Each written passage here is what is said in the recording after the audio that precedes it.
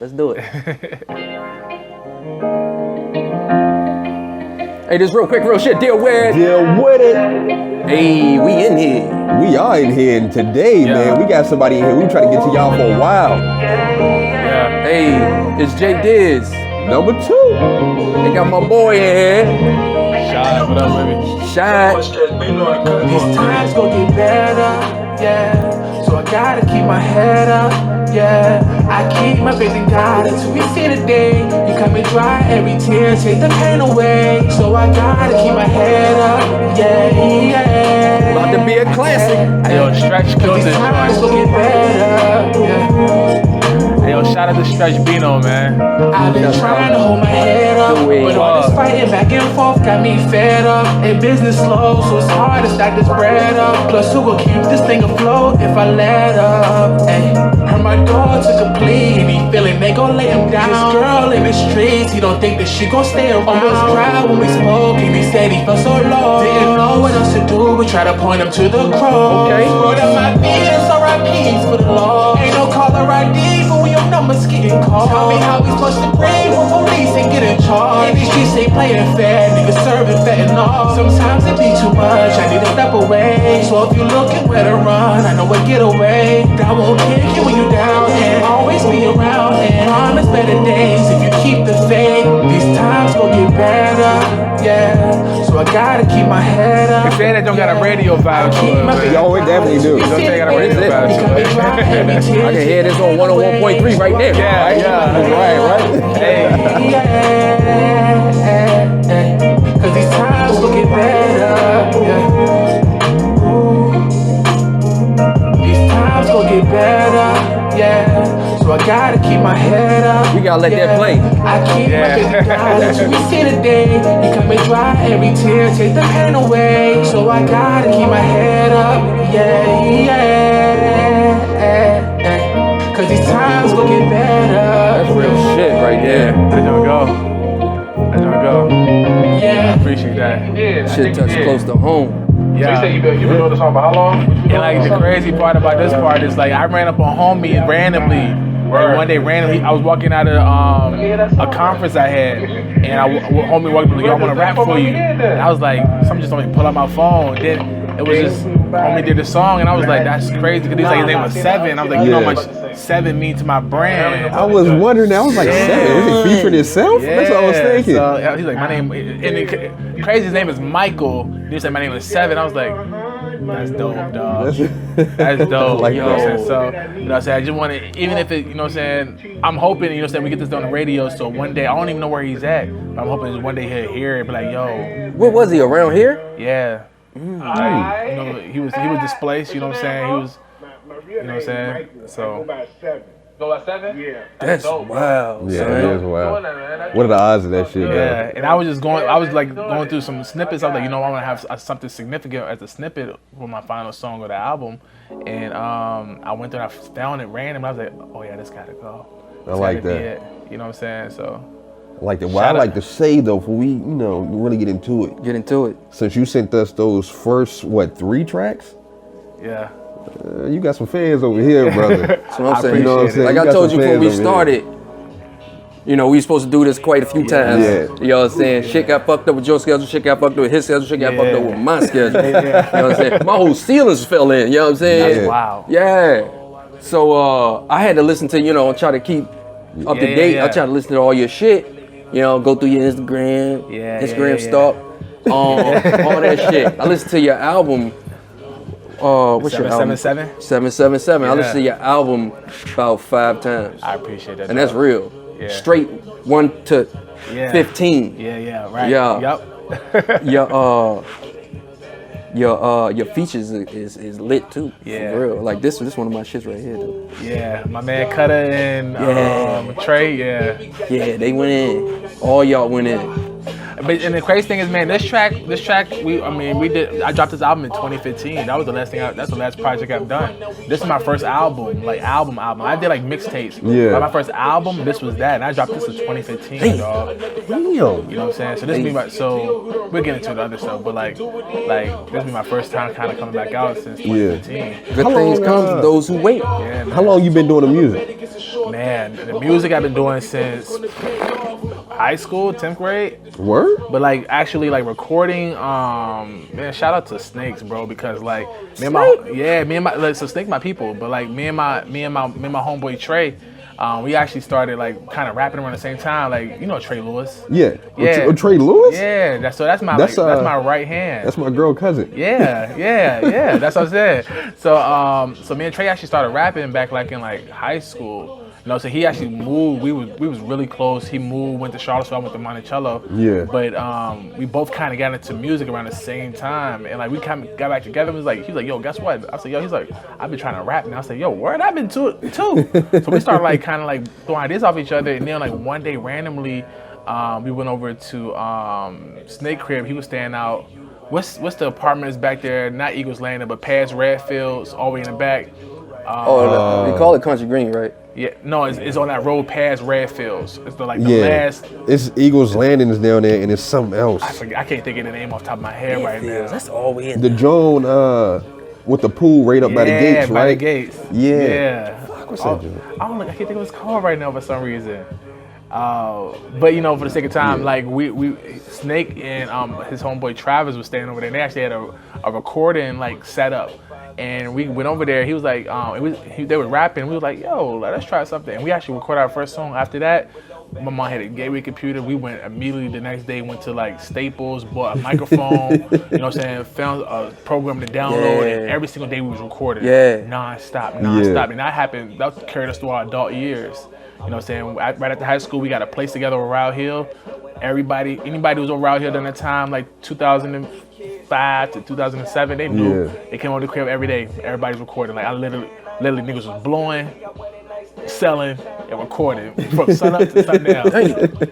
You know, at times we do like 4. I say we do like 5 songs a day. You know, so we do cranking them out. I'll come home from work, Trey, he'd record something, I need you on these songs. So you leave, I come back, like, I got 3 songs for you. Like, it was like that, man. What that sound like? It sound like me and you. Right, so it was like that, man. So then, you know, life passed, we get older, you know what I'm saying? And we both stick with it. Like, I don't think Trey doing as much, but I keep him active with it. Like, I got him on my projects. I keep him on every project. You know what I'm saying? Because whether he wants to or not, I'm like, dog. Shit, I bet every time he hear you put some shit down, like he probably spitting like, right now. Like, he's dope, dog. He's one. Like I feel like he's one of the best lyricists I know.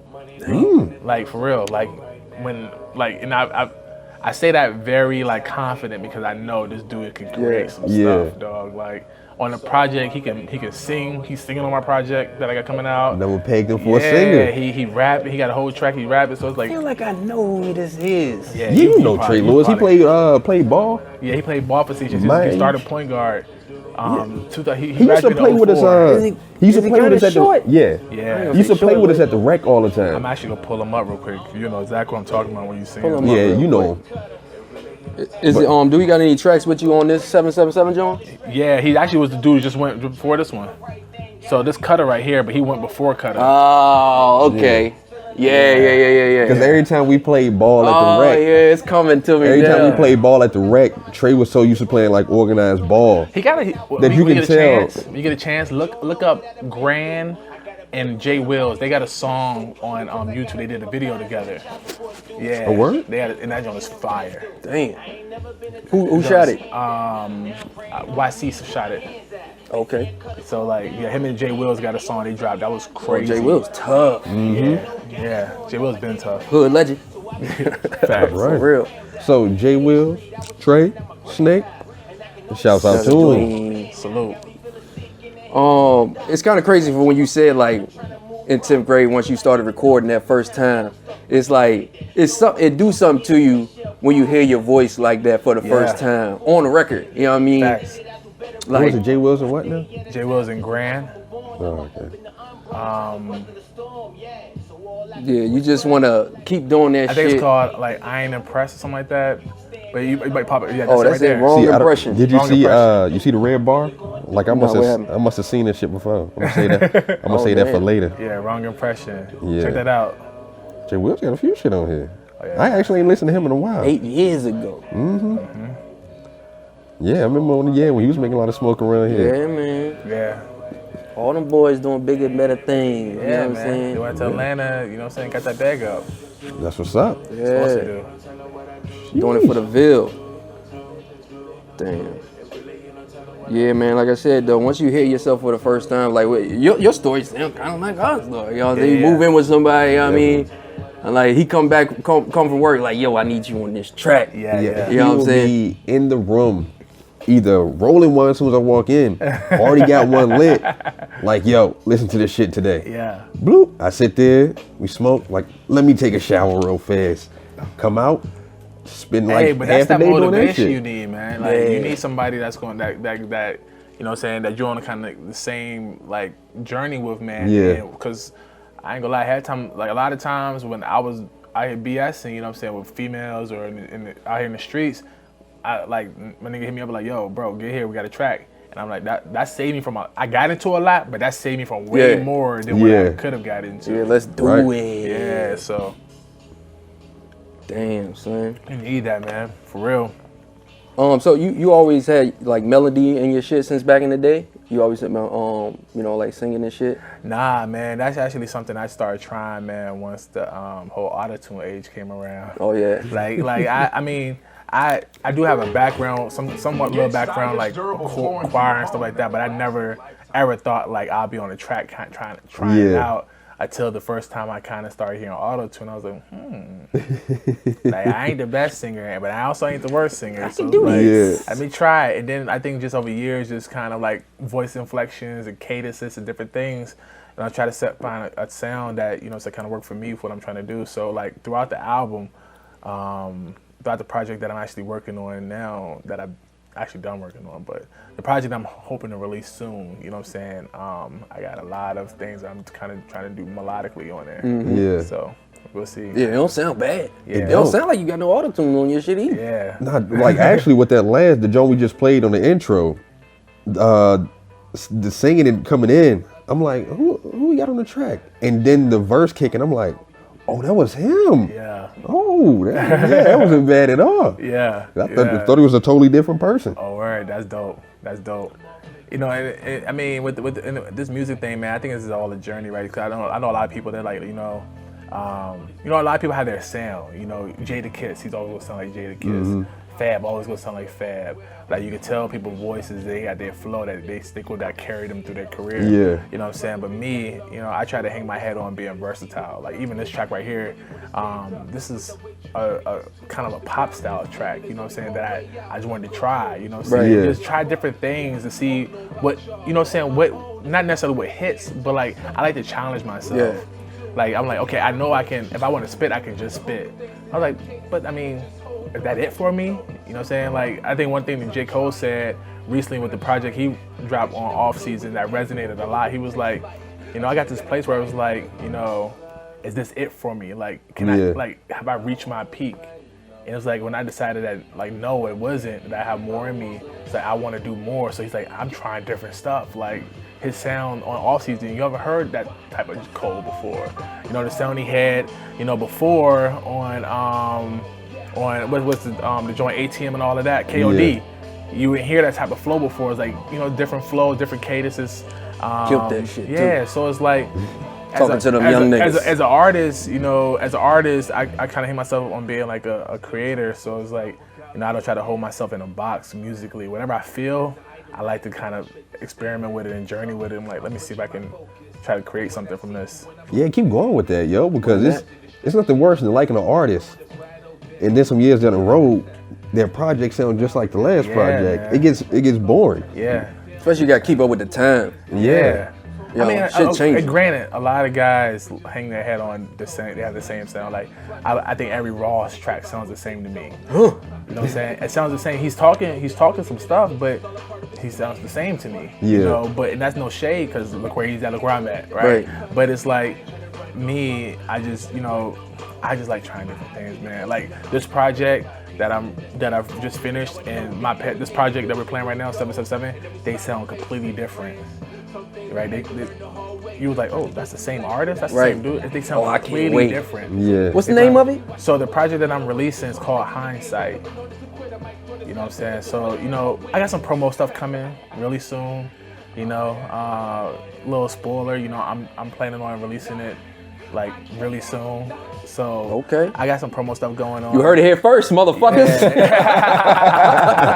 Yeah, so I got some promo stuff coming, man, and I, just really trying to do this thing right. Because usually, like, when I was done projects in the past, or this album in particular, it's like I would put a date on something before it was done, so I feel the pressure trying to meet that deadline. Yeah. And this project, I was like, you know what?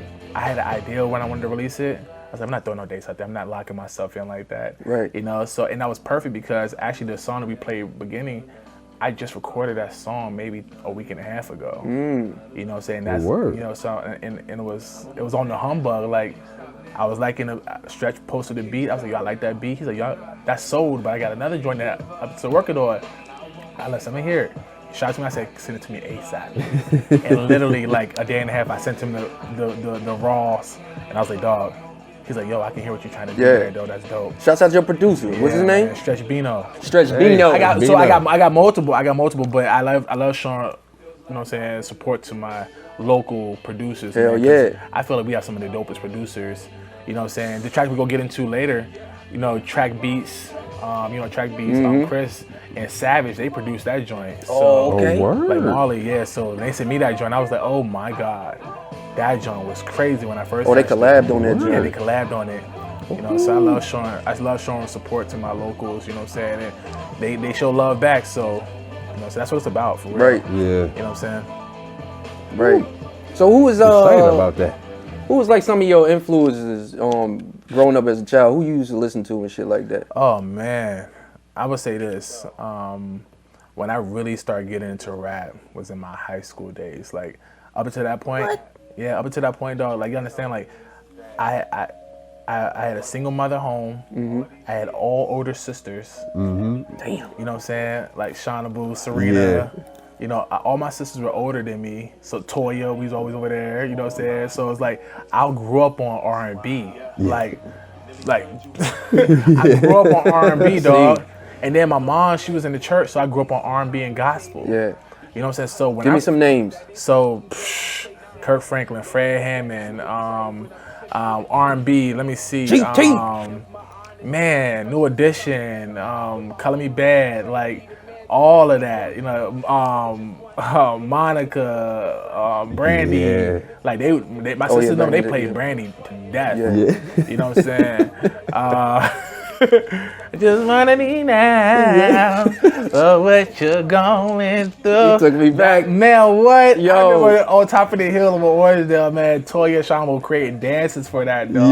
Yeah. That's be over there. Your mom was babysitters, man. We used to watch Inspector Gadget and, dog, like, they be upstairs, all y'all hear boom, boom, boom. Go upstairs, they in the joint, choreographic dances and everything, dog. Yeah. Like, that's memories, man. One of Brandy, one of Monica. Yeah. So man, especially when that Boy Is Mine shit came out. You know they was doing that shit. What? What about just one of them days? Yeah. Man. Oh my God. It was Classics, killing. man. Like when I first seen like shorties dance out, it was my sisters and my cousins. I was like, yo, that's dope, bro. And so I fell in love with music off of them. So like thinking about like coming up, my older sister started working before any of us. My mom wasn't feeling nothing like secular in the house, right? Yeah. So my older sister, when she started working, it's like, this is my money, I can do what I want with it. So she started buying like the first CD I fell in love with was Rough Riders. Say Eve joint when she first dropped. Then Dragon joint, you know what I'm saying? Man, I started falling in love with all of that stuff. And then when I got into high school myself, man, that's like the G-Unit age. G-Unit, yeah. Dipset coming around and, you know what I'm saying, Nas, Stillmatic and all of that, dog. So like, I started falling in love with some true hip hop, man, back then. So, a lot of those influences to this day, like I still like go back and just reflect and just, that kind of made me back to like my basics when it comes to this, because like that's where I started at, So when I first started trying to rap, man, it actually came off like a poem that I did in my 10th grade class, and my English teacher really sparked it in me, because like I wrote a poem and she was like, this is probably one of the best poems I ever read, and I was like, okay. And she was like, you have a gift, like for poetry, like rhyme scheming and everything. And after that, I just started writing poems all day long. Shout out your teacher. What's her name? I don't even remember. That's fucked up, yo. Yeah. I don't even remember. But I do know that she sparked that in me. And you know, and then out of nowhere, like my high school, we started like doing like rap battles against one another. Yeah. And so what it was like somebody would write a battle rap on somebody and we'd pass it around because we were joining one another. So niggas were like, oh, he said that about him. Oh, he said that. So I was starting to kill niggas with them joints. So like I started off kind of battle rapping against my homeboys and passing around, people reading them. And we did this whole thing in the school. And then it got to the point where we actually was like rapping them at each other. You know what I'm saying? So that kind of just, everything organically happened, man. And then I turned to my homeboy Trey, and you know he's like, I'm doing music now too. So we just started going full speed. In high school, did when y'all started actually spitting it, y'all was just spitting it in school? Yeah, like did they allow y'all to do that? So no, we be at the lunch table. We won't group shit. Yeah. Just be like whoever we were chilling with at the lunch table, and we all kind of had our cliques. They were just rapping to one another. Yeah, exactly. Like, You remember CHS, they used to see a crowd coming around, motherfuckers freestyling, they bring it up. You remember Monticello wasn't like that, but you know Monticello was brand new then. Yeah. That was Monticello was Started first early. year Monticello was 99. Yeah. I got to Monticello in 2000. Oh, okay. So it was literally One of the first 1 year classes, old yeah. when I got there. Yeah. Oh, you finished in Monticello. I went to Monticello from 9th to 12th. Oh, so I thought you was in CHS. Nah, I used to always be over CHS, like constantly. Like again, my best friend was over there, and he played ball, so I was always over Charlottesville. But yeah, I spent my whole, like I went to Buford for a year and a half, like in 6th and 7th grade. No, 7th and 8th grade. 7th and 8th grade over Buford. Right. And then actually moved a lot my 7th grade year and had to redo 7th grade at Jack Jewett. And that's when I met my homeboy Trey. You know what I'm saying? So, yeah. Okay. I actually went to in my 7th grade year, I went to 5 schools in 1 year. My mom was going through a divorce, so it was like she was literally bouncing around wherever she could get a place at. So I started off at Sutherland. I left from Sutherland, went to Burley, left Burley, went to Buford, left Buford, went to, it was 4, left Buford and went to Jack Jewett. And it was like, you don't have no curriculum, like you don't know, you know what I'm saying, we have to unfortunately hold you back, you know what I'm saying? Damn. I can't do that again. Went to 4 schools in 1 year, but Damn. It's crazy how you switch schools. My mom used to go. I used to go to different schools, shit like that too. You switch schools, and even people ask you, or the kids ask you, or the teacher asks you, "Why you move?" yeah. The fuck you mean? Why I move? Yeah. My mom moved with my mama. Yeah, I'm going where she go. Yeah. I don't know. I don't know what's going on. I got no money, nigga. Like I just decided one day, let's blind. move. I'm honestly blind to my mother's struggles. I just know that her and my stepdad had split up. Yeah. As a kid, you know, I'm in 6th grade. Right. I'm not thinking about that. I'm just like, damn, my friends. Yeah. You know what I'm saying? There's like, oh, I made some friends today, I gotta leave again. Okay, made some friends, I gotta leave again. It was selfish, but that's the kid stuff. Like, Yeah. that's the blessing of being a kid, and just being like naive to all of that stuff. Yeah. You know? Oblivious. Yep. Son. So 777. Yeah, man. Let's get into that. Let's get into it.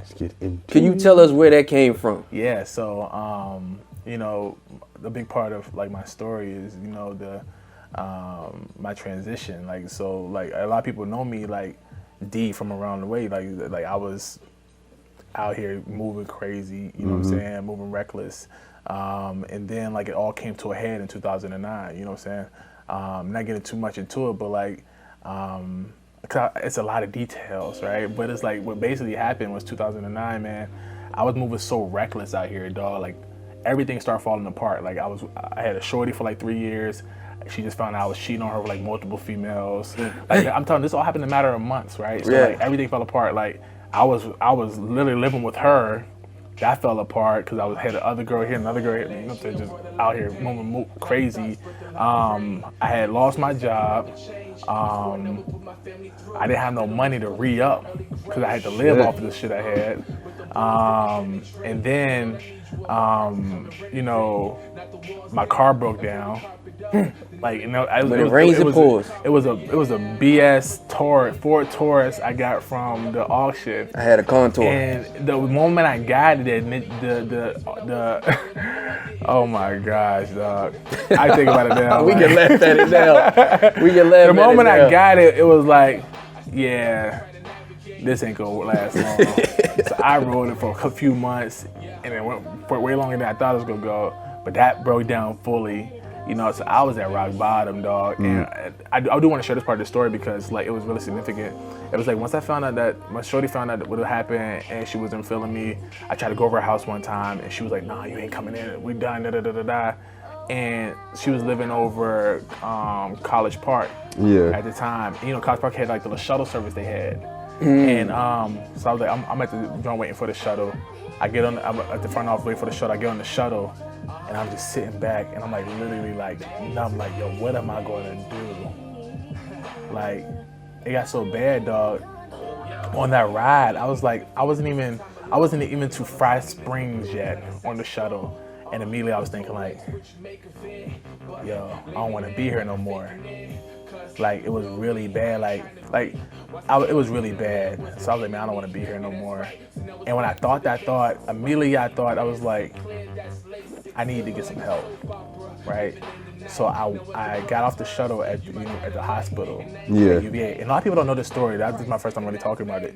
I got off the shuttle at UVA, and I walked up into the ER, and I told the person at the desk, like, I'm having suicidal thoughts.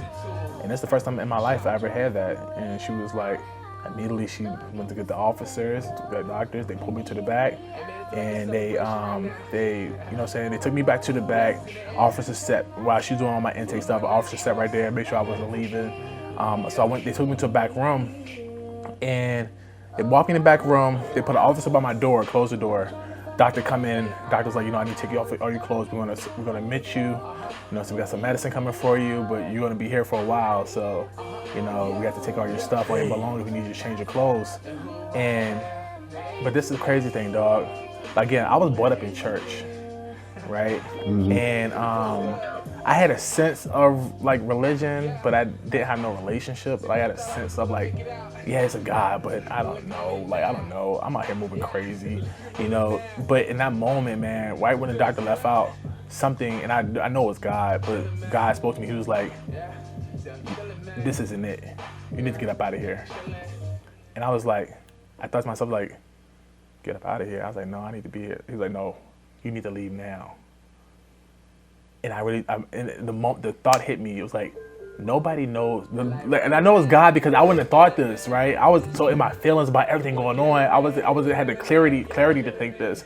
But the thought hit me, I know it's God was telling me, it's like, nobody knows who's in this room. So I'm going to fake like I'm visiting someone in here so that I can throw the scent off of the officer when I open up the door to leave out. Yeah. And it worked perfect. I walked out, I was like, all right, man, well, you hold your head up, man. So I'm going to be back. And the officer didn't pay me no mind when I walked out. So now we're in the ER, right? So only thing now, I have to get out of the ER without the doctors and nurses who admitted me seeing me. Bro, did you know as soon as I walked, so if the door is right here, that's a door, right? And we coming out, and in the ER, they have that long joint where the nurses be at sitting and doing stuff. Right. The exit is right on the side of that. Right. As soon as I'm walking around the curb, I see my nurse, both nurses and the doctor, they're talking to each other, but all of their backs are facing me. They never go. They never saw me. Never go. Like, they're all talking, holding papers, and all of their backs are facing me. If I didn't move right there, when God told me to move, I would have missed that opportunity. Dog, so they had their backs turned. I walked out. The only person that said something to me was when I got out of there. I walked into the door, and the woman who admitted me in intake, she said, hey. She said, come here. I was like, oh, darn, I'm caught. She said, they know that they let you go? I said, yeah, I just told them I was having a moment, da-da-da-da-da. Like, I lied. She was like, I told them I have a moment, da-da-da. She was like, she said, stay right here. I'll be right back. The moment she turned, I was like, oh man, I gotta get up out of here. The moment she turned her back, dog, I kid you not, I had no money on me. I was broke as a joke, dog. The moment she turned her back to leave, the free trolley pulled up right in front of the exit right there.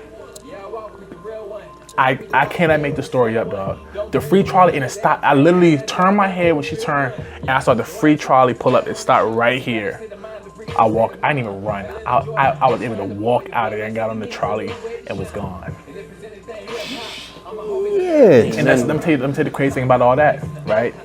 So the following week, I had to go to the courts because I had to pay child support, right? I had went the whole situation where the guardian of my child made some false accusations about child support. I wasn't, DCSC didn't pick up my case yet. I had to pay through the courts, right? Yeah.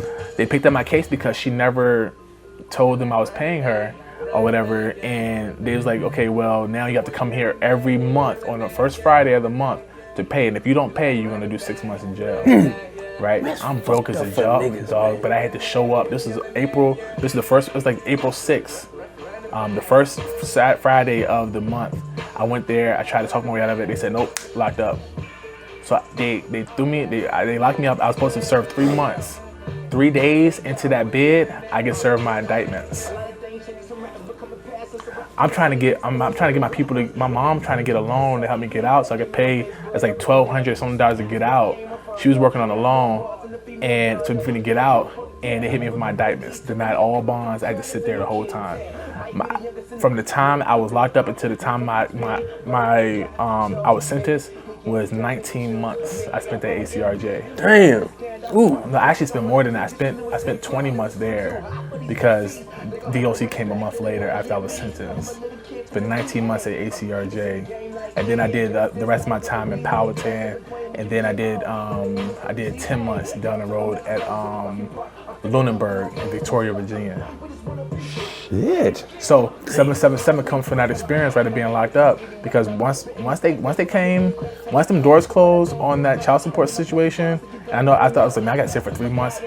My life was already at rock bottom. Yeah. I'm just now settled in where I can't do anything about it now. Well, being at jail. And I said to myself that night, man, I said, this ain't it.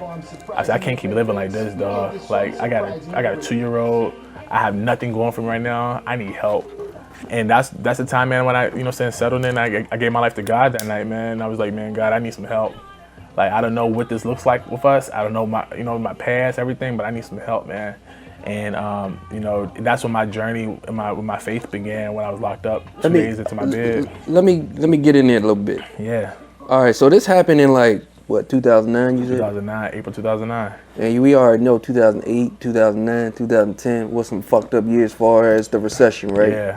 Hard to find a job. It was crazy, dog. You know what I'm saying? Everybody was struggling. I was struggling. He was struggling. Ain't had no job. For like a year and a half, son. All day. The crazy thing is with your story is, you probably didn't like that she did that, but if she didn't do that, you probably would have been out. Hurt. You probably would have been out homeless, robbing niggas. Yeah. Killing. You know what I'm saying? Doing what you got to do to get that bag. Yeah, I was already doing it. You know what I'm saying? Running from, because your indictment was coming out in 3 days. Yeah, it was coming.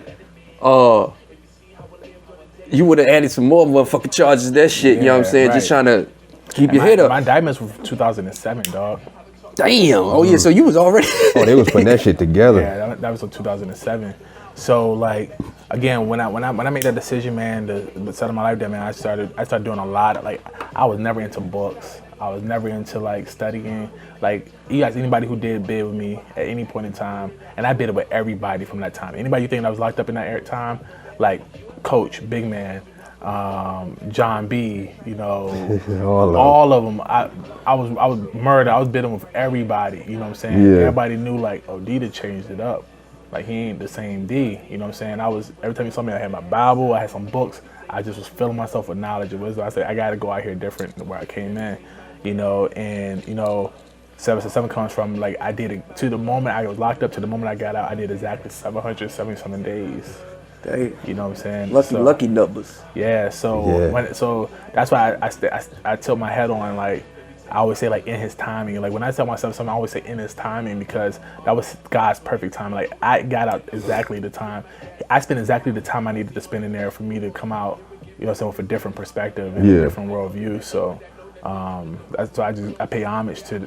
I use my brain. Everything I try to do, it comes from that time. Everything was birthed in that time for me. Like, that's the time where I died. The old me died, and the new man was born. So everything started. The person you see now started in 2009. And you got out with? I got out May 17th of 2011. Okay, that's when we. That's about the time we was in Barracks West. Mm-hmm. Yep. I noticed that too. I noticed that after not seeing you for a while, and then like social media presence, this and the third, and I was looking at shit like, this is It's a different deed. Yeah. You know what I'm saying? I didn't know what it was. 'Cause I didn't know what you had been through, but I can feel it. I can feel it wasn't the same person that I knew. Definitely. And that was a big thing for me, man. When I came home, I went through these spells where I was super ultra religious, like I was like legalistic to a point, and I through just years of it just really trying to like figure it out, man, like ups and downs and stepping away from it and coming back to it, and just like, man, it ain't that, like, it's really not that complicated. I think people take spirituality and make it a whole thing that it shouldn't be. Right. Yeah. Like I believe, like, no matter how super religious you are or how super religious you're not, none of that matters. Like, the only thing that matters is love, right, and faith, right. Like, and if you establish that, like if you think about it, not get into like theology or nothing like that, but like Christianity is founded on faith. Like, you're believing that God did this thing for you, where He like gave His Son, and like that. Because of that belief, you're now saved. So it's like through your belief, and your whole walk is based on faith and maturing in love. And it says, like, in the scripture, like, everything is hedged on loving your neighbor as you love yourself. You know what I'm saying? So that's how I just try to live my life, man. Like, keep it really simple, be honest, open, transparent, and hopefully, you know what I'm saying, and the stuff that I do, whatever I try to move and how I move, man, people can see it's genuine. I ain't trying to put on nothing, I ain't trying to convince nobody or nothing. I'm just me. That's what's up. And even the song right now is like, take my go with my bad, dog. Like, if you celebrate the stuff that you see that's worthy of praise, I guess, it's a lot of BS with me too. You know what I'm saying? So you can't pick and choose. If you with me, you with me. If you're not, I'm okay with that too. Well said. Well said. So 2011. Yeah. You out. Yeah. You know what I'm saying? Who was holding you down in there? You had somebody holding you down in there? My mom, dog. My mom. I ain't gonna lie. The shorty that I was talking to at the time, she was a college student, and we had a very long relationship, and she was trying to work through like the whole getting over me cheating thing when I first got locked up. So like, same like shorty. she kept me. I said that whole bit. She kept me like sound with like letters. Like, she didn't have no bread, but she wrote me constantly, like pages and pages of letters, and that's gold. Oh yeah, you can't put no monetary value on that. If you get a letter from a female and she's like, you'll read that letter 20 times, and I'm sitting writing 50-page letters read back. That new one. Yo, it's like a episode or something. You know what I'm saying? What? I'm about to go back to the old homeboys, I'm like, man, read this letter shorty sent me, dog. It's like, oh, nigga, you in there, dog. You know what I'm saying? Like, that type of joint. So like, she helped me down with the writing the letters portion of it, or whatever like that. But as soon as I got out, we kicked it a little bit. But she had moved back to South Carolina with her family. I'm here, and it wasn't gonna work out. It wasn't meant to be anyway. You know what I'm saying? Yeah. Because like, as soon as I let that go, you know what I'm saying, I had some other relationships going on, but I got really serious about, you know what I'm saying, Slim that I'm with right now. It's kind of crazy how everything is happening because my wife is on this song right now. Is it? You know what I'm saying? Yeah, that's her singing in the background of the song. I think this is my song right here, though. I think it's about your wife, but this joint lit. Oh, you talking about I know you talking about Good Thing. Yeah. Good Thing. Yeah. That's tough. That's my shit. That's the outro. Oh, okay. Yeah. But I was on. I think I started on 7. We gonna go back to 1 though.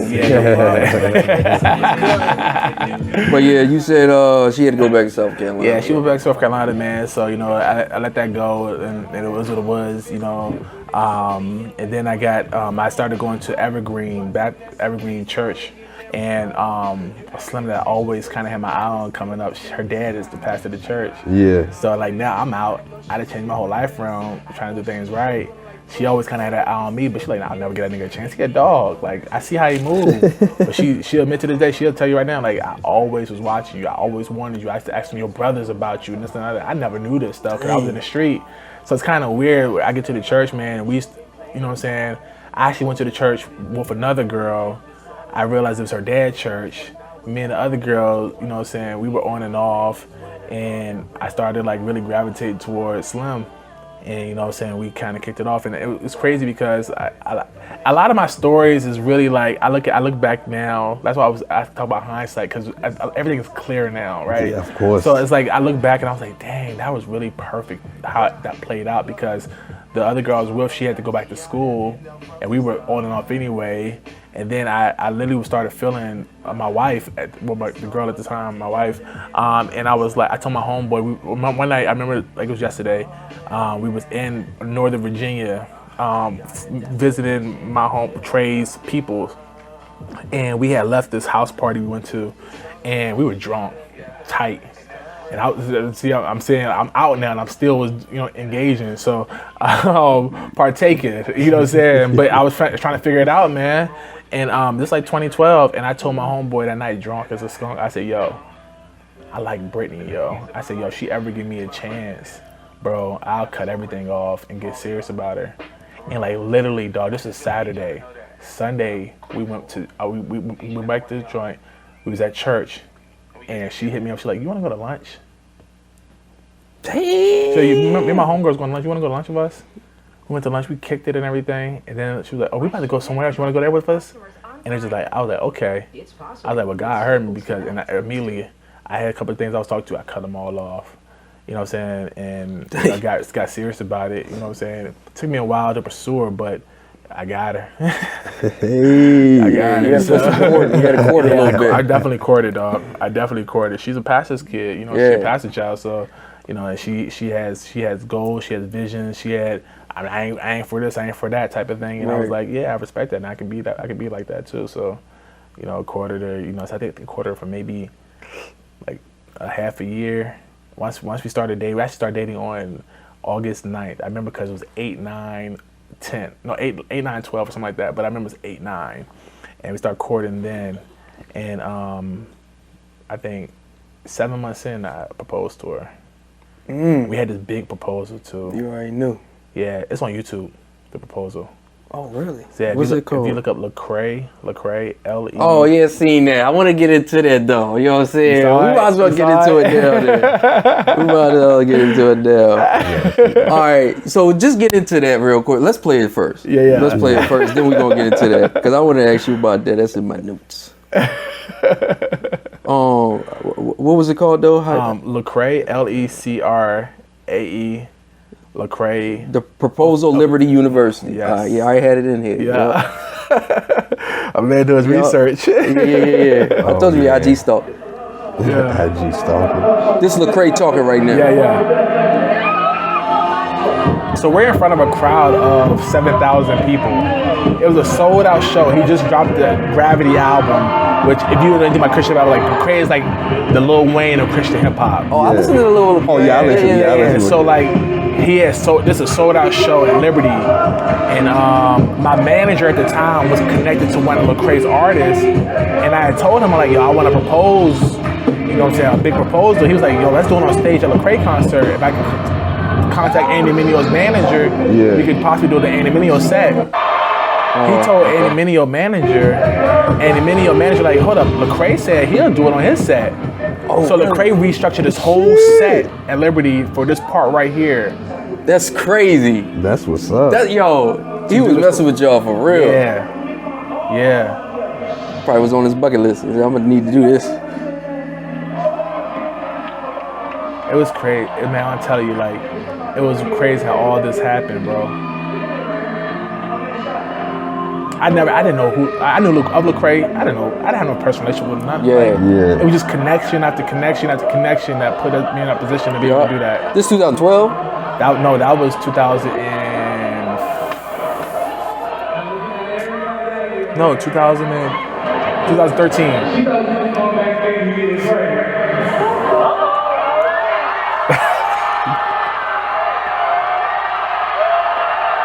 She literally thought it was going to say to me, Lecrae. She had no idea what was going on.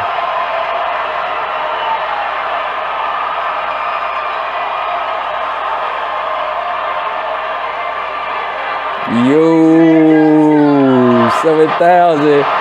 That's crazy. Gotta put that joint on. I tell you, when they did pictures on Instagram of it, I might have had like 400 followers on Instagram.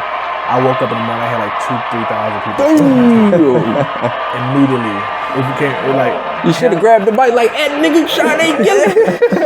And that's the thing, right? You know, I had opportunity twice to. He actually called me back on stage for his last song, and I was able to like rock out with him. Like we do all these like dance. Like he had a dance he did that he like taught me, and we did the dance. Like it was like his last song. We closed out on stage with him and everything. So it was crazy. That was big. Tough. That was big.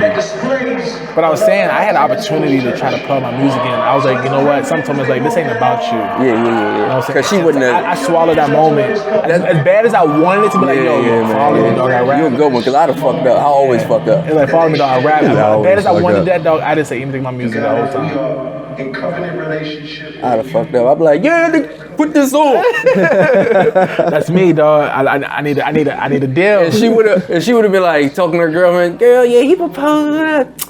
Do you know he played this song? No, you know, couldn't have been my day. She wasn't even with me when I went back there in his dressing room to talk to him about everything. When I got there, his manager like, when you get here, hit me up. Lecrae wants you to come to the back and talk about how it's gonna happen. And so I had to lie, like, okay. I said, I gotta go in the back. They want me to do something I lied about to her. She's like, you sure? I was like, yeah, I'll be right back. And I was in the back, and I met his wife. I met Annie Minnie and all them backstage. They was like, yo, this about to be crazy, dog. Like, Lecrae was married? Yeah. Man, he's still married? He's still married. Gotta check on him, you know what I'm saying? Go back to his nigga ways. Like, nah, I think I first started listening to, first heard about Lecrae. Yeah. What the fuck is going on here? In probably 2013. Yeah. Yeah. I was still working at Notech. And some dude put me on. Yeah, Lecrae's dope, man. I forgot his name. There's a lot of like, I think the majority of the music I listen to is like faith-based hip-hop, which is, where people like, oh, you listen to Christian rap, like, dog, like, I could play some songs right now, like, that's Christian rap, dog. Like, it's like, they killing dudes right now. I mean, in the industry. Once you see how they got the cadences, same thing, is the industry, everything. It's up to date, it's there. Their beats. And then the beats is ridiculous. Yeah. And then you're talking about something of substance. Yeah. You know what I'm saying? Like, it's everything is identical, so it's in some ways a lot better. And you're not talking about, destroying, our community with drugs or killing, right, or how we, devaluing our women. It's just real life shit. You talking to somebody that's thorough, real, you know what I'm saying? It's a conversation. That's what he having on that microphone. And I remember who told me about this. Christian rap, Lecrae, and some other dude was a white guy, Annie Mineo, yep. Never heard of him. Chad Hill, you know Chad? That's my guy. Yeah. Word? He told me every time, because I work with him. Annie Mineo just dropped the album. If you get a chance, you got some time, you're like, I want to try something out. Annie Mineo just dropped the album called Neverland 2. It's on Apple Music. Just give it a chance. Like, it's all real life That's stuff. real. Right? And if you you can relate. Like, everybody can relate. And it's hella dope. He's dope. He's really dope. Neverland 2. Neverland 2. Get on that. Yeah. Well, yeah, Chad told me to tell you what's up. You know what I'm saying? I work with him.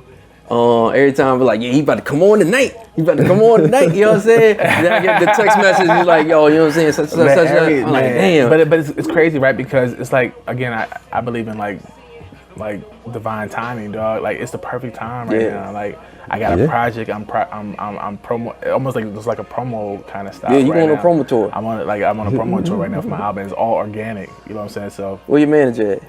man, I do it all myself. I do it all myself. I ain't gonna hold you. I do it all myself, man. But I do have a lot of people like in my corner.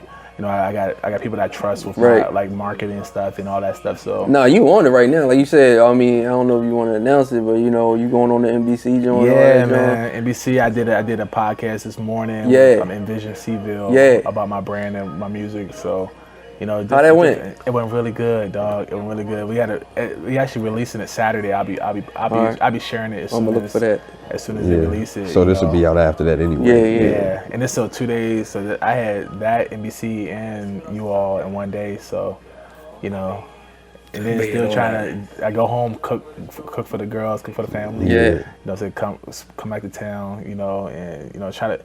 Man, I want this, you know. I want, you know, I want my plate to be full, you know. So I don't complain about nothing, man. Yeah. I want my plate to be full, you know. Saying I got the strength and you know, saying the wit about me to get it done. So I'm gonna get it done. And so far so good, man. You moving, yo. Music sounded good. Yeah, Up sound to real par good. with all these motherfuckers. Yeah. You know what I'm saying? I tell you. Yeah. I'm one of them type motherfuckers. Like, I don't know if I fuck with that. You know what I'm saying? Nah, I appreciate it. But I listened to it 5 times. This is the 6th time. Yeah, and that's You know what I'm that's saying? love, dog.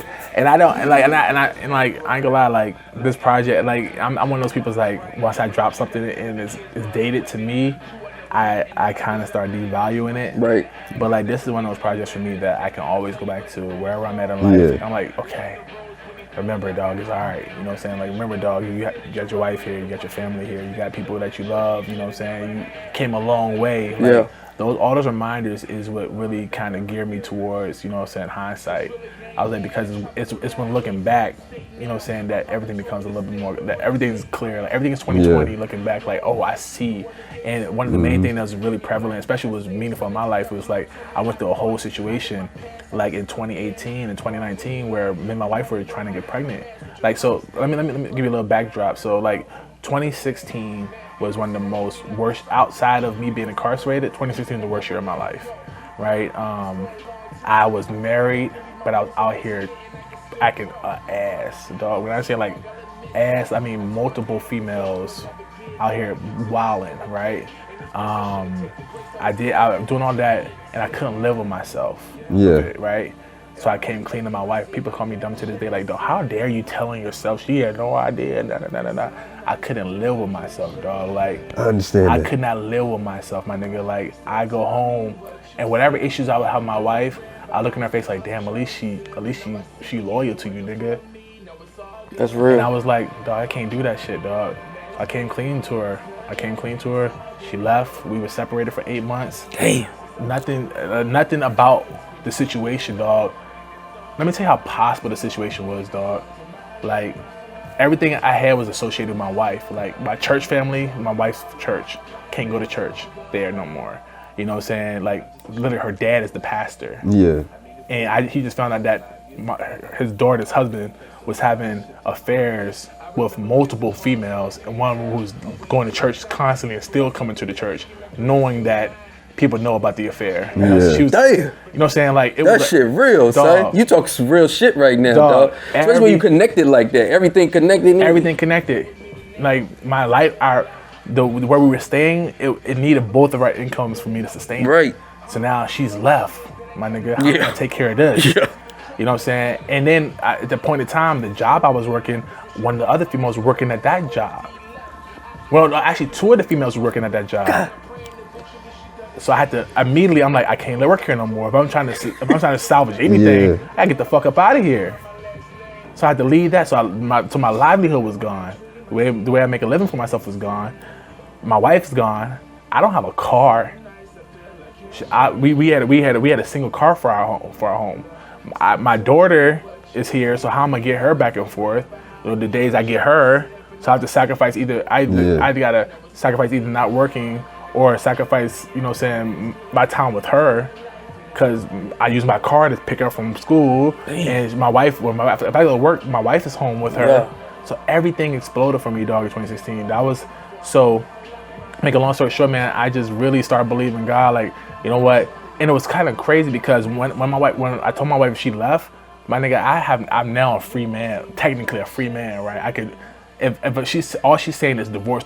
She cannot see past, and everybody that she trusted was, for the most part, was like, yeah, that shit's dead, right? And I was like, I was holding on to this faith, man, like, God, I want my wife back. You know what I'm saying? I was sick, I lost like 60 pounds. I couldn't eat, I couldn't sleep, I couldn't do nothing, dog. I hit rock bottom again. You know what I'm saying? And like that's people don't understand, like, being separated like that, like just out of the blue, that is like, you grieve like as if somebody just died. Because literally something died just then. Yeah. My marriage died. My wife blocked me on all social media. I can't reach her. I definitely ain't pulling up on her dad's house to pull up on her. You know what I'm saying? So it's like I have no access to her, dog. You know what I'm saying? And one day I was like, God, All this time I can't sleep. I wasn't doing nothing, just crying, sick as a dog. And it was like 3 days or 4 days in, and I was like, I need to hear from God, dog. And I opened up my Bible to Matthew 19:26, and it's crazy. It's as significant of it is like 26 is our wedding.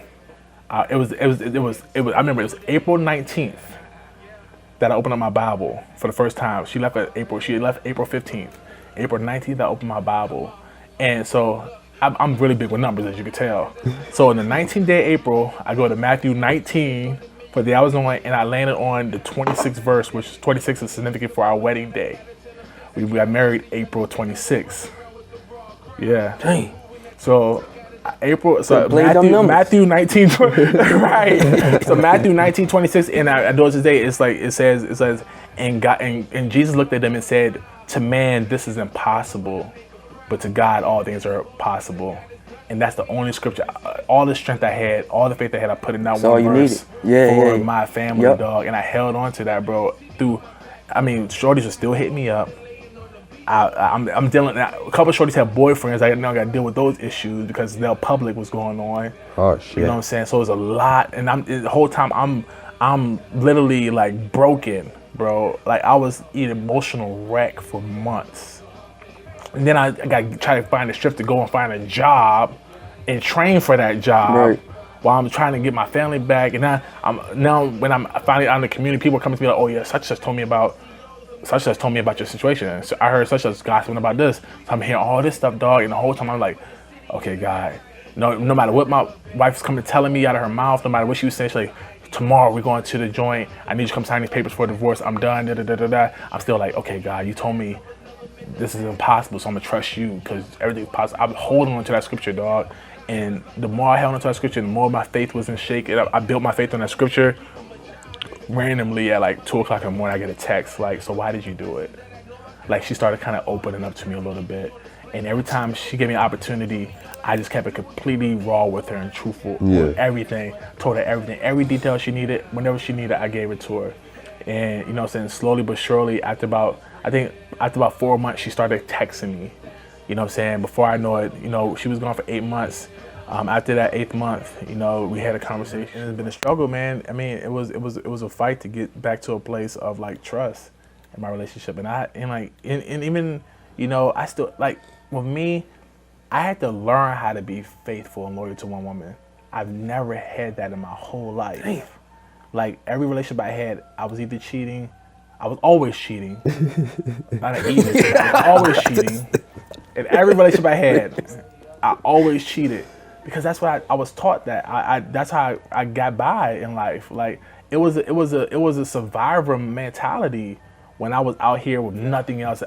This shorty beefing, but where am I laying my head at? So let me make sure I have 3 or 4 shorties that I can call at any time, so I can lay my head down at the very least. You know what I'm saying? When I'm out here moving all reckless. How long you was doing that? What's that thing? Give me a time. From 2004, fresh out of high school until I got locked up from like 2009. 5 years of just, man. I don't know if you know Curtis Glover. We call him Cutter. He cut hair. Yeah. Cutter. That's my right hand man. He on the track, yeah. That's my right hand man. So like me and Cutter had a thing where he'll tell you ever run this one like, yo, you and Shad, like he'll tell you like, yo, we had a joint where we was like, we had a starting lineup. And we knew each one starting lineup. I know all 5 of his girls. He knew all 5 of my girls. Right. And then we had what we call our bench players. And we had at least 3 or 4 girls at any time on the bench. So our 5 our starters were our main girls. Yeah. And then we had our bench. Then you bring me back. And listen, this nigga, bro. And this nigga, like one night we was at his mom. I remember we was at his mom's house. She was living off of Paoli, and we was like, yo, let's just count.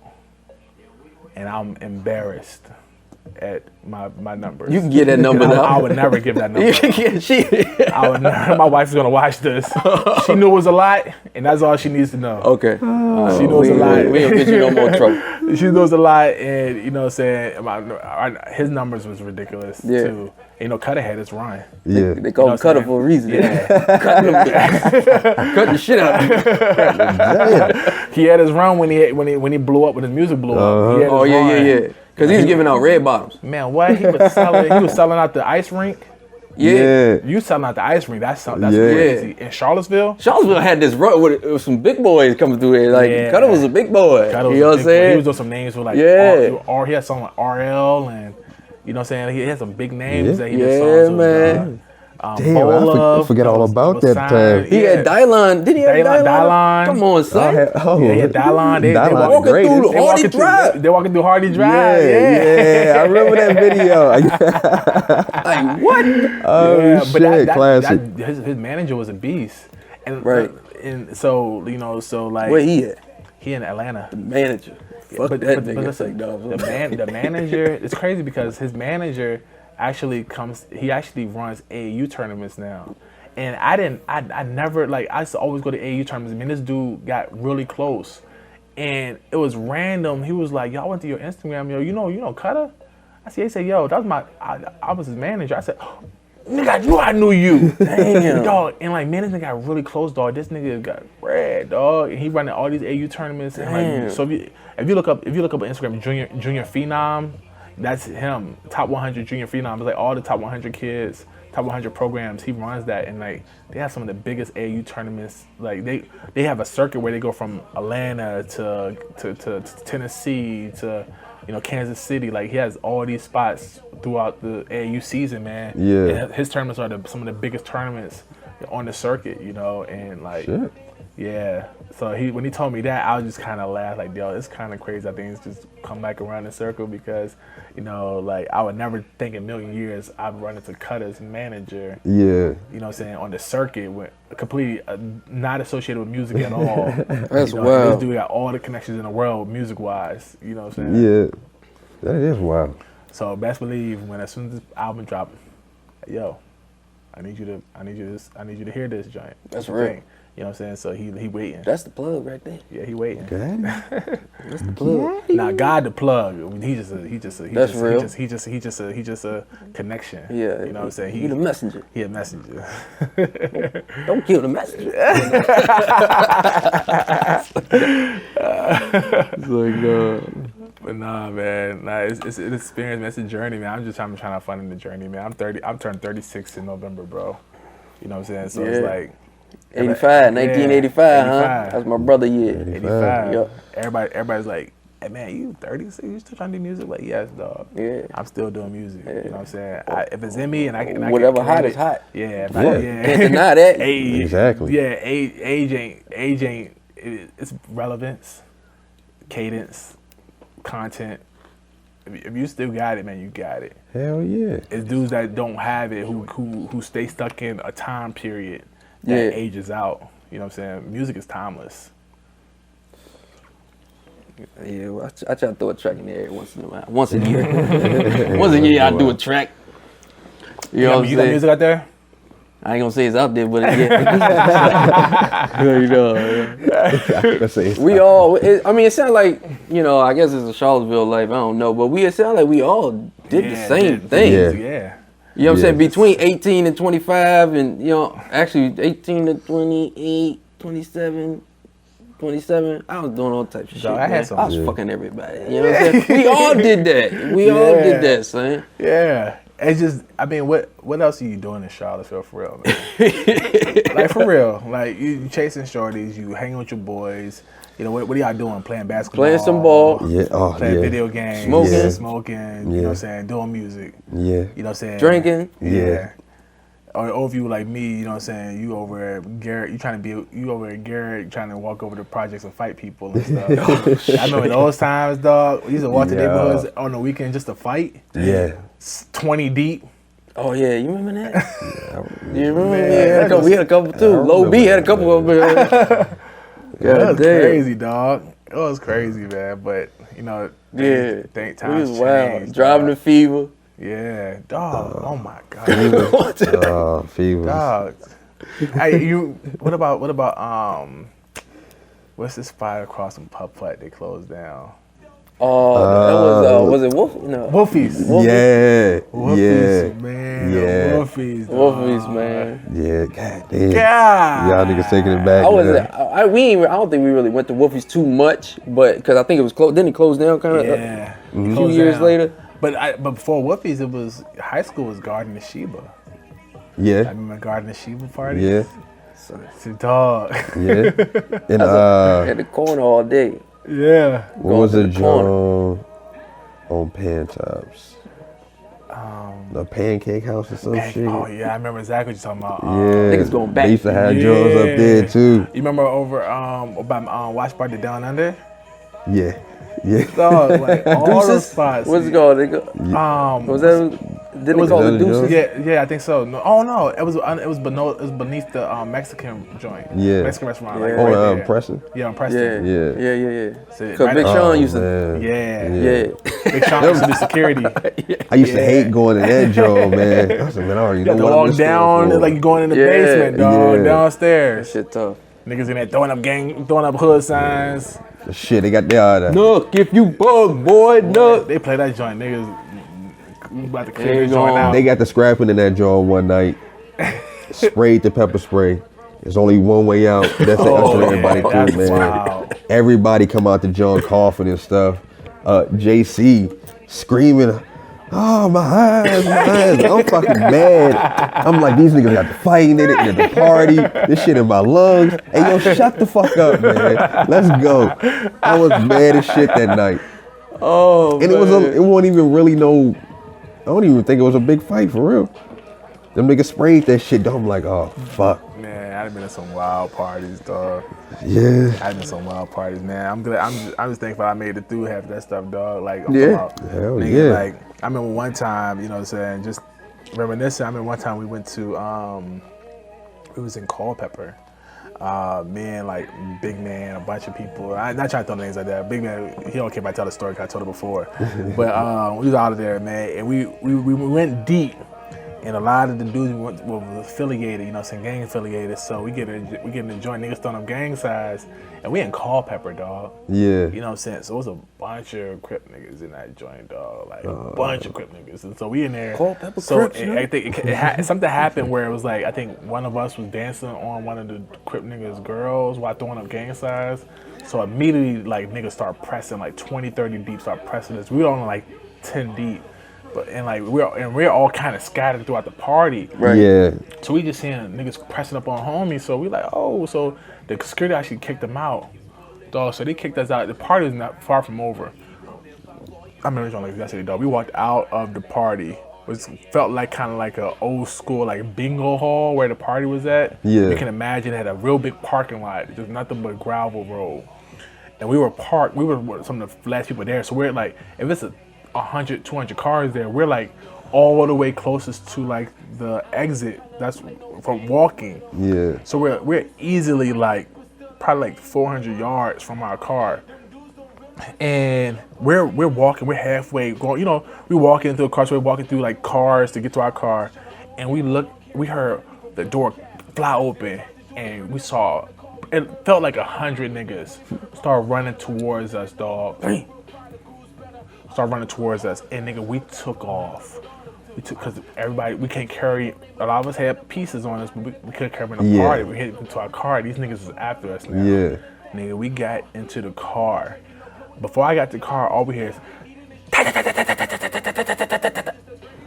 All I can do is pull off. I got my little 380. I'm out the window trying to drive. Everybody, we all trying to pull off while everybody. Man, it sounded like the craziest fireworks show ever, dog. And I have no idea if any. I know none of us got hit. I don't know how. It's no. You can't convince me to this day that ain't none of them niggas get hit. Because when we were pulling off, you literally see niggas running towards our cars, and we're all bucking at them. Oh my god! Like, so, and I'm not incriminating myself, but it's like. Oh, like that type of thing, bro. Like, how did I make it out of that? Them niggas ain't got no aim if they fucking. What? God, It was like we probably had four or five cars. Them niggas shooting what I'm like saying? Star Troopers. But Nigga I'm ain't telling shit. you, that joint, it was crazy. I think about that joint today, like, yo, I literally was in the car, like, and pulled over, and we're checking my car, all over my car to make sure we got holes anywhere because we was letting off. I'm like, you think about those times, like, dog, like, how dumb was that, bro? Yeah, 100 niggas, somebody bound to get hacked. It's probably more like 30, but like all at one time trying to get out the door to come to you running, and it's like, oh, we about to die out here. Like, we're about to die. Y'all made the right choice. Like, listen. Don't stand your ground. Listen, stand my ground for what? And we're all scattered too. Like, some of us was already like, you're talking about like niggas, like for me to stand my ground with niggas rushing my way, dog, I was going. The first person that, if they caught one person, he was the last, he was done. Because everybody's gonna catch him. And if they can't get nobody else, they'll come right back to him. Yeah, he was gone. He was gone. Man. They shot him till the head. What did he say? I shot that nigga till he caught on fire. Yeah. Caught on fire, son. Oh, man. Right. But yeah, man. It's crazy times, man. Crazy times. Yeah, we got them all, They man. did a song about it. Yeah, nigga, call pepper fucking Crips. 30 deep, nigga, and you know we fucking dip, yeah. Shot a nigga in the leg. Don't know if he's a vibe, but no, I'm not afraid. Hey. Call the Crips, ho. So I ain't gonna get into it. Remind me of my boy off of Raising Caden. What's his name? The Puerto Rican cat. Oh yeah. Oh yeah. He faking it till he make it. Famous, yeah. Famous He line. faking it. Line talk about people's bodies like it was his. Talk about his shit. Yeah. Oh, that's why your story about to be my story. Right. About to say that, yeah. Call the Crips. Wild times, man.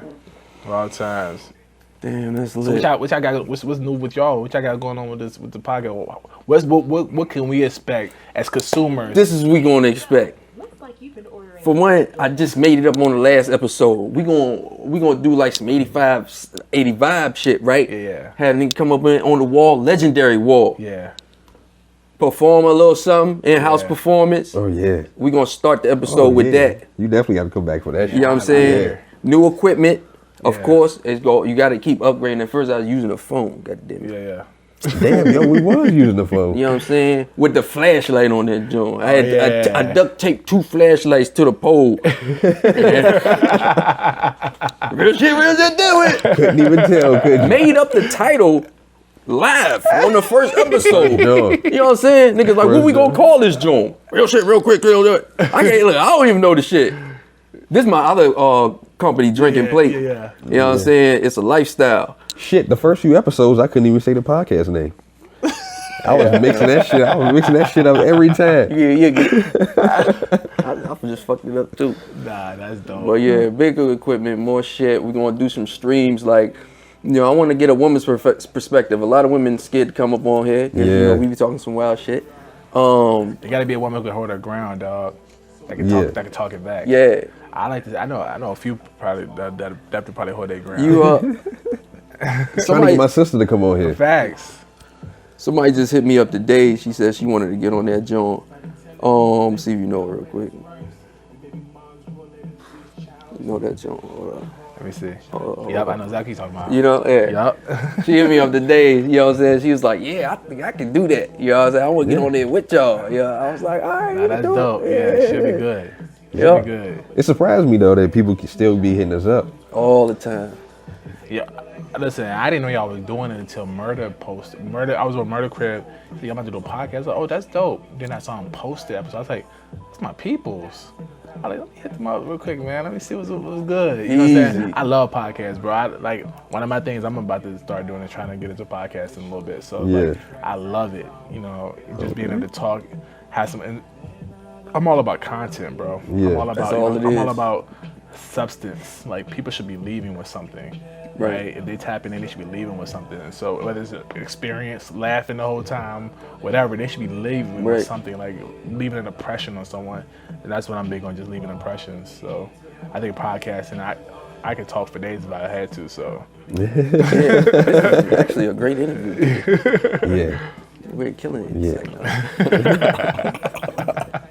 But yeah, that was the shit right there. That's why I used to put my phone in right there. You know what I'm saying?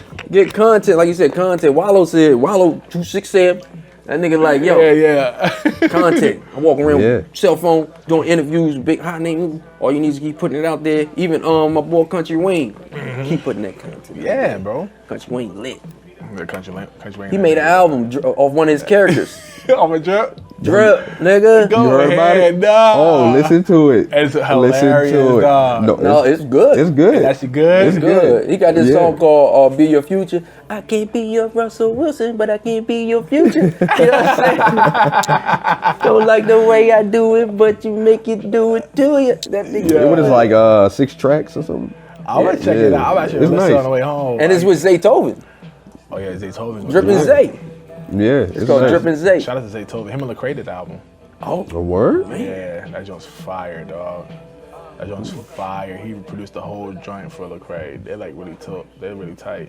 That joint fire. That joint's fire. Be on the lookout for that one. Yeah. I gotta find something new to listen to. I've been a little stagnant on my music choices. Yeah. Just been listening to the same stuff over and over. I So I gotta start searching for new stuff to listen to. just gotta. I'm just trying to. I'm trying to hold out. I got. It's not about me. Well, the podcast is about me today, but it's not all about me. But it's like I be like trying to like put people on and stuff. Like, man, I'm really big on trying to progress and be better. So when I put content out, like I hit you up like, yo, bro, here's a check it out. Let me know what you think. Yeah. I mean that with every bit of my fiber. Like, let me know what you think. Like, because everybody has different experiences when they hear music. And I like to hear what people's experiences when they listen to my stuff. You know what I'm saying? Like, what do you think? It could be like, dog, that was trash. Or dog, I felt something. Like, whatever it is, I take that in, and I do what I process it, digest it. But okay, well, if that was bad, I felt like it was good. What about it was bad? What could I? You know what I'm saying? I don't live off people's, opinion. But like, if I'm trying to create content, I'm hoping people will support. Yeah. Especially to put their dollars behind it. Mm-hmm. You know what I'm saying? It's important that you hear from the people, like, how do they feel about it? So, I'm actually, for my birthday, November 6th, I'm actually doing a private listening party. Y'all are invited, man. Okay. You know what I'm saying? It's been my crib, my homeboy catering it, had drinks, Ooh. chill. It was after the joint, so we probably play some cards and chill for the rest of the night. November 6th? Yeah, Saturday. Oh, that's right around the corner. Next Saturday. Next Saturday. Ooh, What time? 7 to 9. I might be free. Oh, that's tonight. If that's you're playing. free, shoot me your number. I'm about to start. I'm gonna start the thread, the text thread with everybody who said it's coming. Just make sure that everybody get the address, and I know exactly who's coming. So, because we live in a gated community, so I gotta call and let you in. Okay. But let me know. This in the Ville? No, it's in Fluvanna. Oh, okay. At the lake, but it's That's cool. 15-minute drive from Yeah. here. Yeah. You know Oh, what that's I'm saying? plans. Okay, Yeah. gave me something to do Yeah, Saturday. it's my birthday, so you know what I'm saying.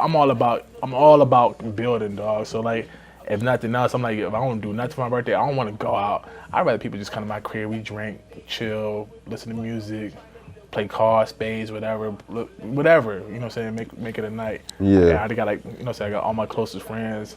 I invite y'all. You know what I'm saying. Come out, chill. I love to hear how y'all feel about the album, what y'all think. But yeah, that's what I'm doing for my birthday. It is plans. We gotta do that. Put that on the fucking calendar right now. Okay. Yeah. Yeah, hit me up. Well, I'm gonna hit you up on the joint, get your number and shit. Yeah, after do all this. that. Connect. And I got time to prep ahead.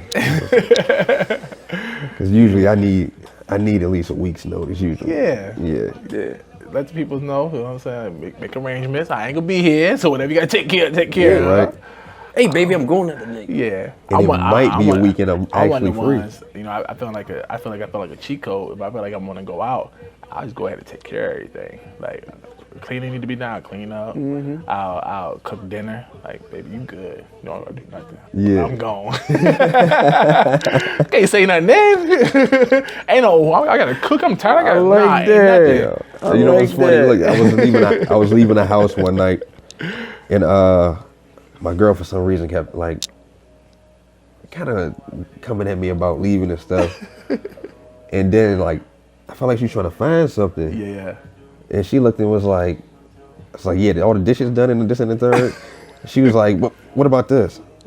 I said, what? That's a fork and a plate. You think I'm gonna stay here? What? Like, yo, I'm out. She gonna find something. Literally finding something. They don't want you to go, dog. They gonna find every reason for you to stay. Yeah. I'm like, listen, you know, I'm really big on self-care, man. I'm really big on mental health. So I tell my wife, like, listen, you know, I give a lot to my family throughout the week.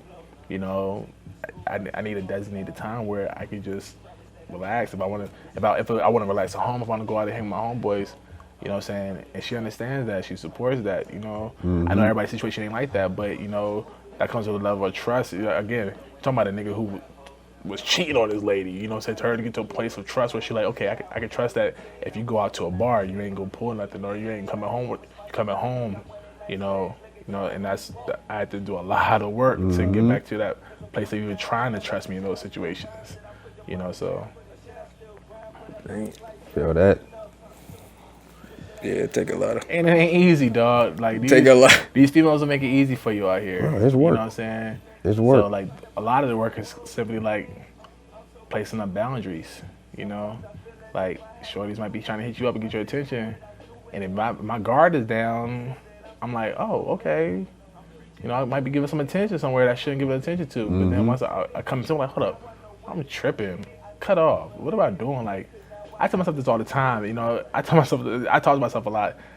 One thing I always, before making a move, I try to say, what's the why? Like, what is my end goal, right? And I'm like, if the end goal of Shorty, if she's trying to pursue me or whatever, and her end goal is striking, it's like, I said already, like, my boundary is I won't do that again.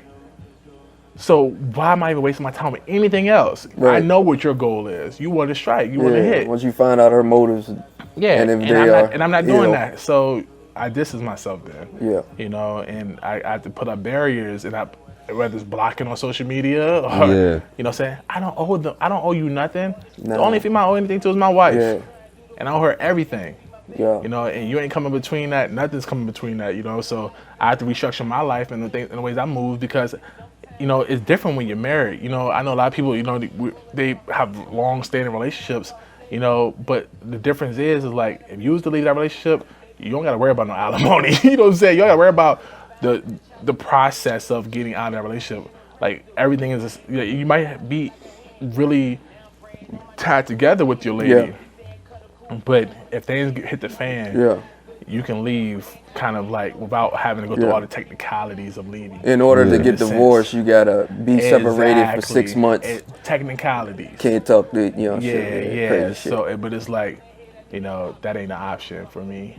So if divorce ain't an option, then that's hard work. Divorce is a lot of work. No matter what, it's gonna be a lot of work. You know what I'm saying? It's like, are you doing work to build or are you doing work to destroy? So my thing is I try to put all that energy into building my family to the vision of the family I wish I had. So look like you're doing a good job, man. See you online, you know what I'm saying? The love is there. You know, your kids, take care of I'm really big on my kids. You know, you say you be cooking for them. Your love in the microwave or something. Bologna sandwiches or something. Nah. Hey, my son love fucking bologna sandwiches. Right. Yeah, he love them. Don't teach him our old way, our bad ways. Look, he love bologna sandwiches and ramen I noodles. struggle sandwiches. I struggle meals. Struggle meals, you know what I mean? Don't they? Listen, Get that there in high blood pressure. I ain't gonna lie. We keep ramen noodles in the house. Though. Gotta have it. Listen, that's a delicacy. Yeah. For real. Like ramen Doctor noodles. told me I can't have it, but I still.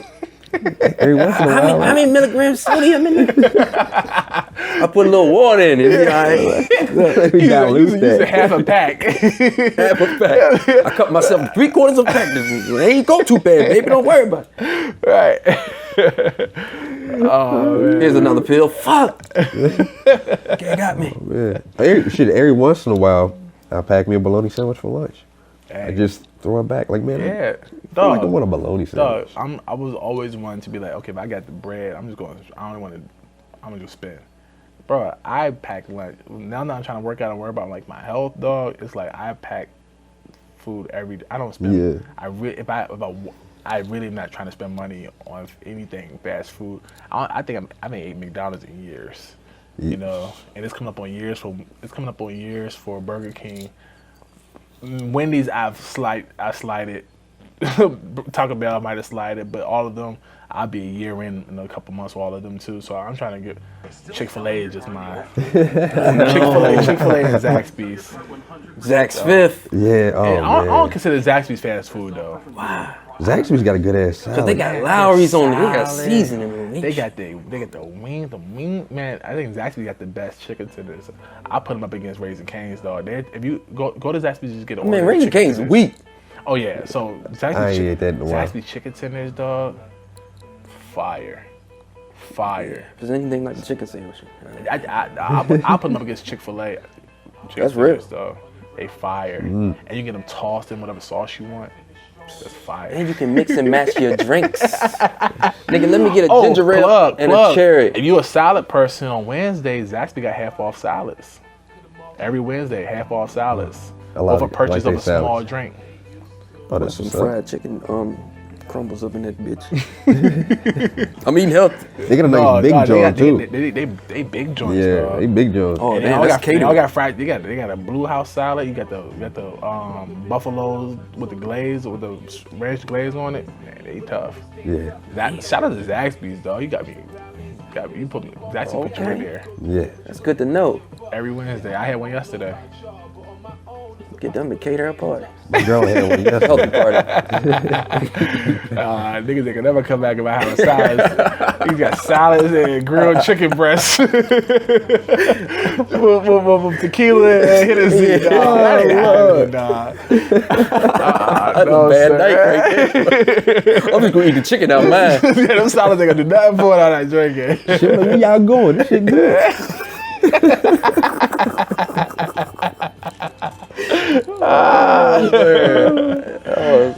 Don't try to steal my idea. Had that for your party. You had it for your listening party. I'm like, nigga, I came up with this.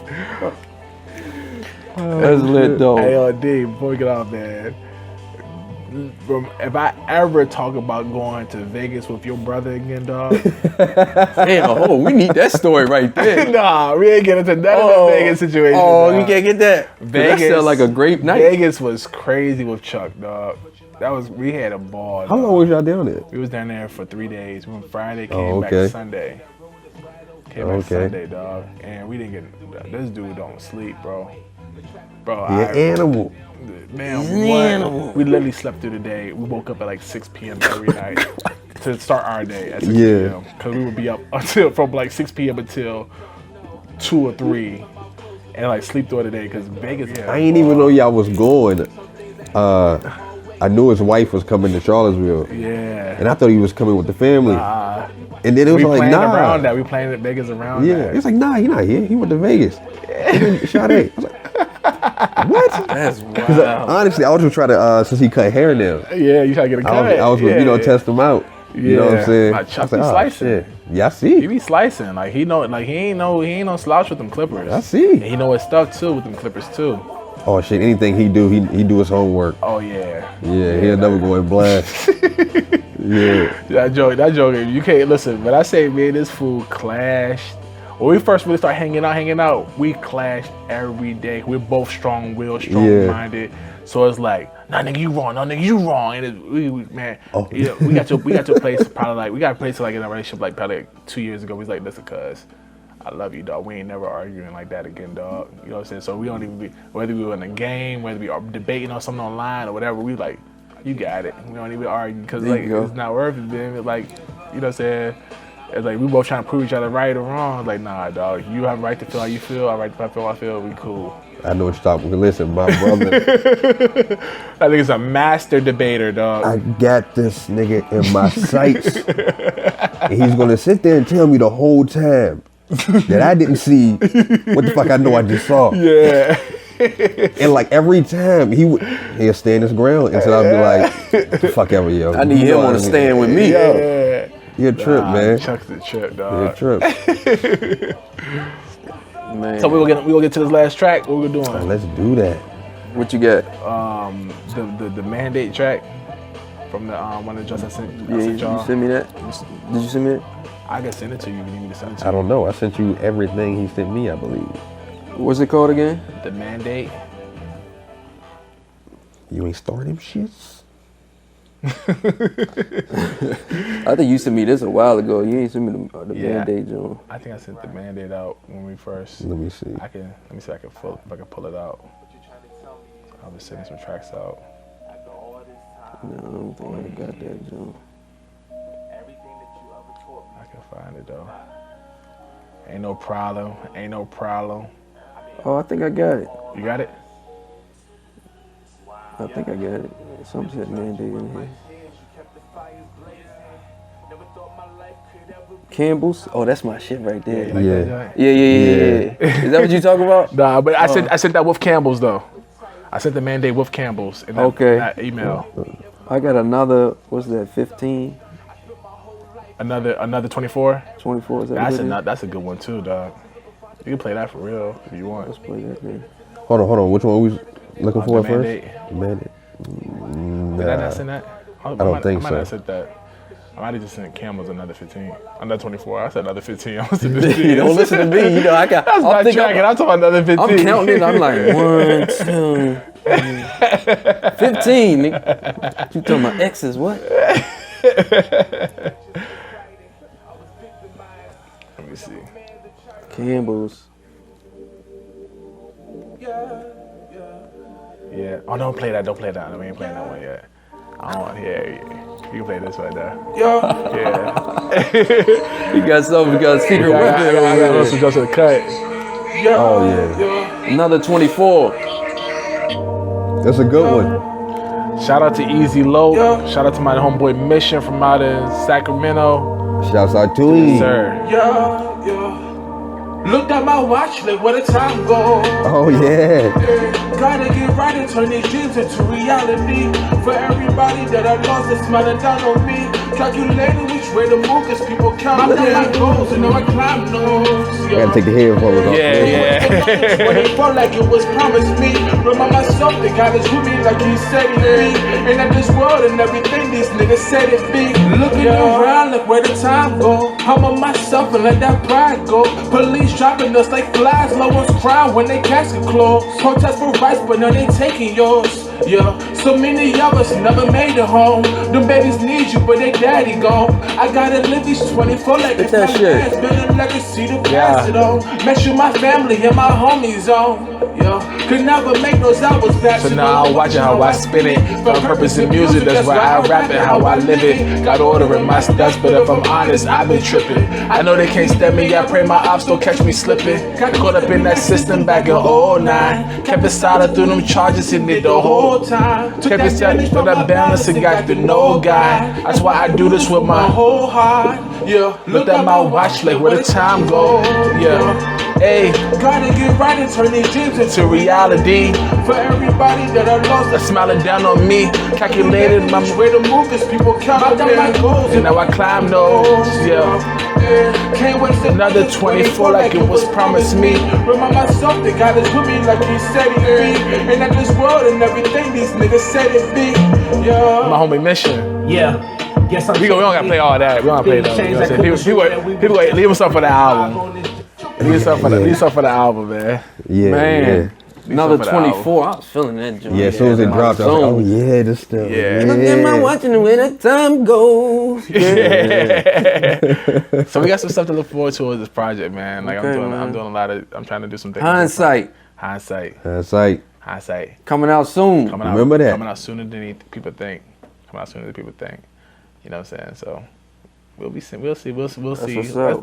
Give me a couple of weeks and we'll see what these dates look like. we gonna listen to the at the album listening party. We're gonna check that out. I would love to have y'all, dog. Seriously, I would love to have y'all. You know what I'm saying? Make a whole night of it, dog. Might even bring the camera and even you know what I'm saying? We could be out there, dog. And you know what I'm saying, back to the brand stuff. Yeah, I was just about to ask you what's going on with that. Brand, we getting ready to get into these sweatsuits. Last year, I need one. we did really well with the sweatsuits. You know what I'm saying? Yeah. People kind of just thought that I only was around for sweatsuits. That's how good they were. You know what I'm saying? So it was like people coming from all over, like I need that. So we actually the this week I released the kind of the mock-up of what the sweatsuit's gonna look like on my page. Got a lot of love, you know what I'm saying? I feel like we got something that, let me show y'all. I feel like we got something this year that people gonna really feel, you know, we just taking up a notch, you know what I'm saying? Like, last year we did screen print for our logos and everything. This year we do all embroidery, you know, so we just, nice. And the quality. Yeah, it look way better than y'all doing here. The quality is there, dog. The quality is there, so I'm excited, man. Got some things going. People be like, yo, bro, what you been doing, man? I haven't seen you around. You haven't been hanging out like you. So, dog, I got a lot of moves I'm trying to make right now, dog. And I really don't have no time to waste idle time, man. So that's what we're doing. I like that. So we do. So that's the. You got all the colors. So we're gonna do that in that color. We're gonna do it in black, mint, and maroon. You know what I'm saying? So I mean the black and maroon joint. Yeah, I might need a mint too. Damn. Give me all of it. That's everybody. Like, I released a picture, and it's kind of crazy. I released a picture, and I kind of like, hey, you know what I'm saying? I'm waiting on the mock-ups to get back. As soon as they get back, they're gonna be up for pre-order. And people was like, hit me up like, yo, I got money right now. I'm gonna shoot them. I'm like, dog, I'm not taking your money right now, dog. One day, I know they niggas getting pre-orders and shit. Yeah, and I did pre-orders last year, man. I did like 8 rounds of pre-orders. That's how crazy it was. Like I would do pre-orders, and we'll fill up the pre-order. Like we had to meet a certain quota for us to go into production. Yeah. We'll meet that quota, press more, and then I'll drop them. Like before I know it, when most people start seeing people out, I get a whole nother wave of like 20, 30 people. Like, yo, I need sweatsuits. Like, yeah. So I got to open up another pre-order. We did that 6 times last year. From I literally handed off my last sweatsuit in like March or April. And we started in October. So, I mean, as you can see, the shit getting bigger. And they're all pre-orders, so it's like people are waiting. Like sometimes the reason kind of went deeper because the last 2 pre-orders kind of got out of hand because the production couldn't handle it. So like they were like getting behind or messing up orders because like it was just a lot. And then or they sell out of like if we need rose sweatsuits, they sold out of the rose. So it's like I gotta wait until that shipment come in and they refill the shipment. So it might take 2 weeks for the shipment. But when you post it on the website that they have rose sweatsuits available again. Yeah. Before we can even order them to put them into production. You know what I'm saying? They have to come to us to get them in production. So it was a process. But you know, we're dealing directly with one source this year, overseas. Pre-orders will go up. 2 to 3 weeks, you'll have your sweatsuit. You know what I'm saying? And that's how we're doing it. And that's the only way I can ensure that everybody gets what they want by pre-orders. Because I purchase a certain amount of everything. People are like, oh, I need a extra large in this, but I need a small bottom, or I need a. Like, no, just get what you want. You know, you can assure that you can get what you want. Okay. You know, I like that, man. And it works. It works for me. So the store comes, what you telling me? Huh? The store gonna come. Yeah, the store gonna come. I can see that. Yeah, we got an online store, but we got a physical location that we believe Both. for. Yeah. That shit getting big. Yeah. Like your logo is so official. I appreciate it, dog. Yeah. Like you can look at that joint. It's like a college student saying, "Yeah, I'm going to SVN." Yeah. You know what I'm saying? You should have an SVN University type joint. What's up? It's definitely recognizable by anybody around here. Yeah. Yeah. People like, yo, bro. People that haven't even supported me or anything, like, bro, what you doing with the brand, dog, is crazy. Like, I see people in your stuff, like, I'm like, that's love, man. That's the goal. Mm-hmm. The flip-flop, the slides went crazy. Crazy. Yeah. We still got I slides. seen that. We got slides. I was about to say, that's why I might get a pair of those. I want a little bit of everything. I'm gonna come. Yeah, you know what I'm saying? And it's all in timing, dog. You know, I get it. I'm here. You know, I tell people all the time like that, yo, I'm like, dog, get at me when you can get at me, dog. I'm here. You know, I'm not one of those people like, you know what I'm saying? I store up so I can make sure I have when people need. Oh, so, good. you know. All right. Yeah, man. All right, well, give me your handles. Where you at? Where we can find you at? So you can find me on all social media. You know, Facebook, Shad Gilliam. You know what I'm saying? We also got a Facebook page for the brand, 777, so SVN, the number 7, V, lowercase L, 777. And then with the brand, you can find on Instagram at 7, SVN, then 2 number 7s, brand. It should pop right up. SVN 2 7 brand on Instagram, and then my artist page at I am Shad Gill. So and that's, I am Shad Gill on Instagram and on Twitter. SoundCloud. Definitely got SoundCloud Shad Gill. Right now, the only thing I'm really on SoundCloud right now, I posted my album. That's what you listen to. Right. Yeah. 777 will be on there, but everything else could be on Apple Music. Okay. You know what I'm saying? I took that off of SoundCloud. One, because I was not at the point I was not trying to restore TuneCore. I was not trying to get TuneCore no more money. I was pissed with TuneCore about how the distribution of the money went out, which actually is probably the best out here. So I kind of swallowed that pill. I mean, I'm going back to TuneCore. Yeah. Shout out TuneCore. But I took it off there primarily because I wanted 777 to be a free album. You know, I wanted people to be able to access it, stream it for free. Right. You know what I'm saying? So SoundCloud, Shad Gill. We got 777 album there, and then everything else we're doing, you'll be finding on Apple Music, Spotify, all your digital outlets. That's what's up. Yeah. All right. Thanks for coming through, my man. Yeah, I appreciate y'all, dog. It was a classic interview. Appreciate y'all, dog. I'm glad we finally one. got this one, man. Listen, You know what I'm saying? listen, you know how bad I felt when I was sending you a message like, dog, I can't do it, man. Wifey this or this happened. But everything perfect, man. Yeah. This is perfect. Shit happens. Yeah. All right, and this real quick, real shit. Deal with. Deal with it. Yes, sir. I appreciate y'all, dog. We out of here. Calculating which way to move this, people count on where I go, so now I climb those, yeah. Can't waste another 24 like